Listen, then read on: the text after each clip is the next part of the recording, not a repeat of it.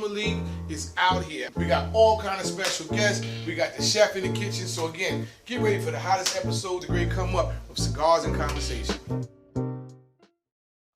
What's up, y'all? It's your main man, Mr. Malik. Again, it's another episode of Cigars and Conversation, and I'm honored. When I say honored, I'm honored to have. I'm gonna use a word if I can say it correctly, Doc. The 516. Is Long Beach in the 516? 516, my 516. I've known Dr. Graham since Johnson C. Smith. He's done the work in Charlotte. Again, a very powerful brother, very influential. He's been CEO all over the city and nation. Several books. Ladies and gentlemen, Dr. Graham. Hey, my brother. How are you? Good to see you. Matter of fact, can we do a quick toast? We sure can. I want to toast to prosperity and upward mobility. Is that all right?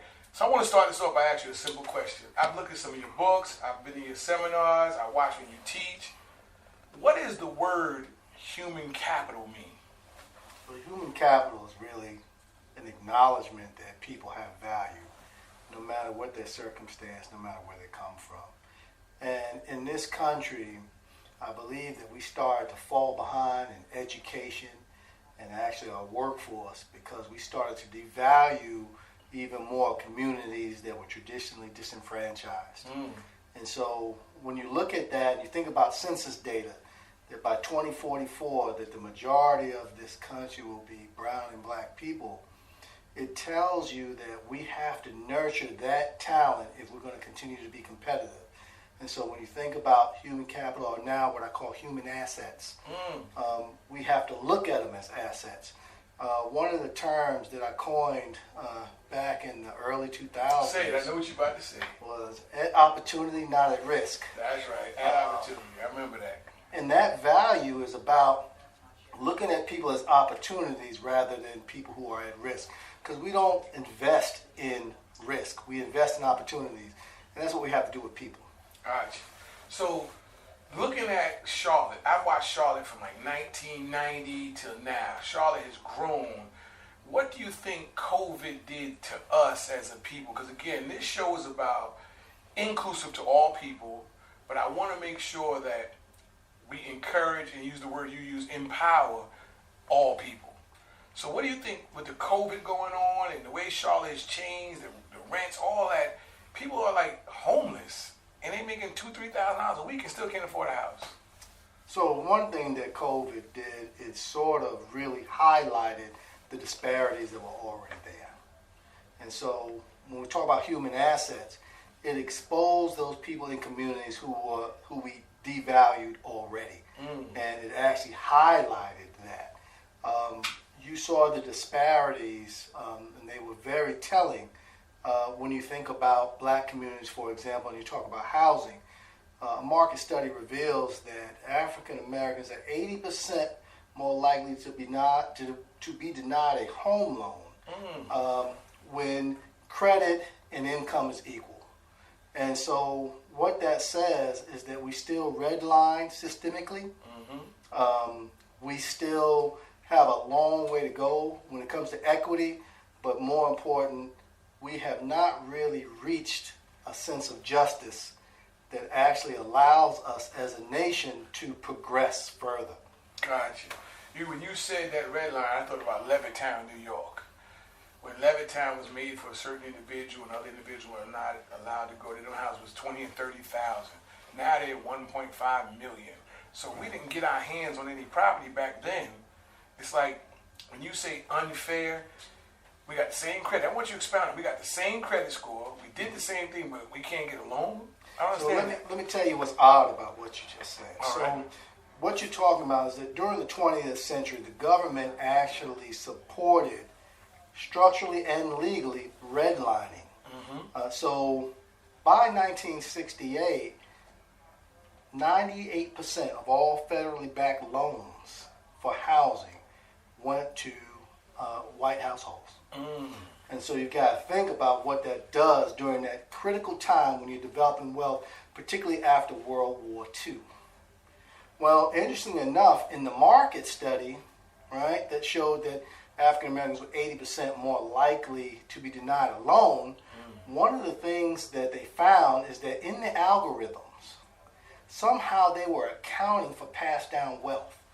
So what's interesting about that denial rate is that the very thing that you punished African Americans for in the 20th century through legal redlining and segregation, you are now taking through algorithms and repunishing them for the crime you committed against them. You know, that's why I'm grateful to have a brother like this on me, because again, I don't have big words, ladies and gentlemen. I don't talk with big words. I've been in the streets my whole life. God's been good, blessed me, moving. When I meet a brother like Dr. Graham, and I used to say, people like to say Patrick, that's cool. But when you went to school, you've earned the accolade, and I'm always going to respect you. Even though we grew up, we know each other from all. Dr. Graham, I appreciate saying Dr. Graham. We're both from the 516. 516, but you earned Dr. Graham. So the word Dr. Graham, and I watch you write books, and I use the word Dr. Graham. What is your doctoral in? So it's actually in American history, but I focused in civil rights and migration. Gotcha. So my passion has always been about equity. I've been about equity before equity was a thing. Mm-hmm. So right now, talking to our public, we're going to be having this on YouTube. We're shopping into a couple of television shows. If this was to make it into the world, when it's going to make it into the world, besides just online content, what could you tell others about Charlotte, North Carolina? I think that Charlotte is a region, period, because you can't really talk about just Charlotte. You can't really talk about this region because it's expanding so fast. Is one of great opportunity. However, I think at the same time, because we have such a strong corporate culture, at times we get conservative, particularly when it comes to issues of equity. Okay. So we talk probably more about racial equity than we actually practice, particularly at a grassroots level. We talked about housing, for example. There should be more support for local community land trust here in this community. Explain that to me. Local community land trust. So these local community land trusts are organizations that have members of the board, residents, who actually in their communities that try to actually buy land and hold it for those communities to develop affordable or equitable housing. So Dr. Graham, the word affordable housing is big now. $1,700 a month for a 3-bedroom? And it's not even on Providence Road? That's Badersford Road. Talk to me about that, affordable housing. So when you think about affordable housing, you're generally thinking about people who are anywhere from below 30% of your area median income. Even some consider up to about 80% of your area median income. Hold up for a second. I've always heard y'all say stuff like they need to be 130% below poverty. What does that mean? So you broke, 100% broke, and you got to be 30% more broke? What does that mean? No, 30% of area median income means that we have in Charlotte an area median income. Okay. And if you think about it at 100%, you know, it's a little bit over $70,000 a year for a family of 3 or 4, right? That's combined. Right. And so then as you go at 80% of that, you're talking more, right, in the 60,000 range. So I'm just giving you some estimates because it does depend on the size of the household. Gotcha. I think, though, that one of the issues that we see, right, with this is that a lot of our workforce is in that category. As a matter of fact, a lot of our public workforce is in that category. And so we want to ensure that they have the ability to own and prosper. Just as important, we want to make sure, again, that they have access to amenities and access to economic development. It's an untapped market when you talk about human assets. You know, you hear about companies saying, well, we can't find enough employees. The real issue is there's enough out there, but what you really say is we haven't nurtured and developed enough employees. Powerful. Nurtured. So what is your answer to Charlotte? Like, I know there's no magic wand, but I noticed, I think you got a new position, I'm going to say in Concord somewhere. We build Concord. We build Concord, that's it. Again, I don't use cue card, ladies and gentlemen. I go off the top of my head because, again, cigars and conversations, realistic conversation. So I'm going to ask what people are asking me. They said, if you get Dr. Graham on and ask him, what do you mean by we build Concord? So Concord as a city has decided that they must address the affordable housing issue. Okay. And one of the reasons they have to is because Concord from the last census in 2010 to 2020, experienced a 33% growth rate. Wow. And when you think about that, it's the fastest growing city in Carolina, tied for its size, 8th fastest in the nation. And so you have this influx of a lot of individuals who are coming there for schools, opportunities, some migrating here through the natural migration to the south in this area, in this region. A lot of people from Mecklenburg crossing over because they have interest in what tax breaks they can get as well as the schools there. But what's really intriguing is the growth in diversity. So the Latino, Latinx, and Hispanic population has grown over 50%. African American population by 68%. So that's very large increases in diversity in addition to a lot of the economic growth they've had. One of the reasons that I took the role when I was recruited to it was I really felt that that area may be a good place to experiment with a housing model that links directly to economic development and also the development of communities in a way that you can somewhat control because of its size and really come up with some best practices. So we have some real strong anti-gentrification models in which I actually go into communities with partners and I say, we're going to build affordable homes here for ownership. I said, but what we're going to do is really focus with financial coaching partners and lenders on trying to ensure that the majority of people who take advantage of that new prosperity and new homes are actually foundational residents of that community. Wow. Well, again, ladies and gentlemen, I'm excited to have Dr. Graham on Cigars and Conversation because anybody who know me, meet me on the streets, I'm just a regular guy. Sometimes I need a brother like Dr. Graham to give me my big words because I don't have big words. I know stuff like juicy fruit, toodaloo, como esta. That's about it. But Dr. Graham. See, brother, let me say this is not about words, right? This is really about action. What people don't know is, I met this brother while I was at Johnson C. Smith, probably 19 years old.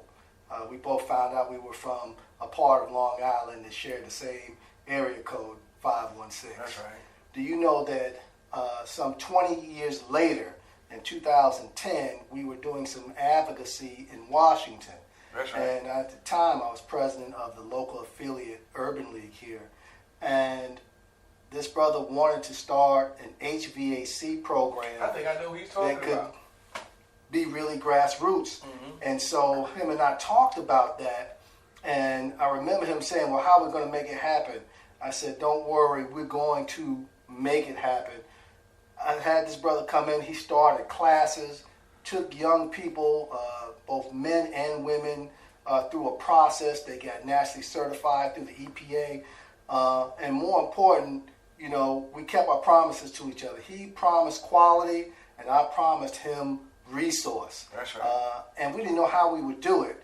And by the time we really set it off, we had a full running program, nationally certified, putting hundreds of individuals into work. So you don't need big words, you just need big action. And I'm going to say something. I'm going to shake your hand at because that guy you were talking about was me, ladies and gentlemen. When me and him met, Dr. Graham said, look, just do it and give me some quality. And when I started that program for the Urban League, I swear to God, brothers and sisters, it became the #1 program when Train gave you a serious donation. Not once, not twice, but almost 3 times. And to this day, it's still a partner of the Urban League. And no matter what, we're still all Urban Leaguers in heart. No matter where we go to, we still support the cause, anything they need. So on that note, I'm going to ask you one simple question before we go. If you could talk to the 12-year-old Patrick Graham, what would you tell him? One, I think there's a couple of things. I think one, to be brave in facing your own trauma, because that actually will impact your life longer than you'll ever know. 2, to be patient and meet people where they are. It took me a while to learn that because individuals are not always where you believe they are in their mentality, in their experience. And so you have to be able to do that if you're going to have the community walk alongside you. Wow. So ladies and gentlemen, I want to say thank you to Cigars and Conversation. But again, thank you. And Dr. Graham, I appreciate you for stopping by Cigars and Conversation. You're still looking good. I remember they voted you the most sexiest man in Charlotte. I remember that. You was in the magazine, the most sexiest man in Charlotte. Won't he do it? Won't he will? Be blessed, brother. We always got to have some fun. Yes, sir. Yes, sir. Thank you.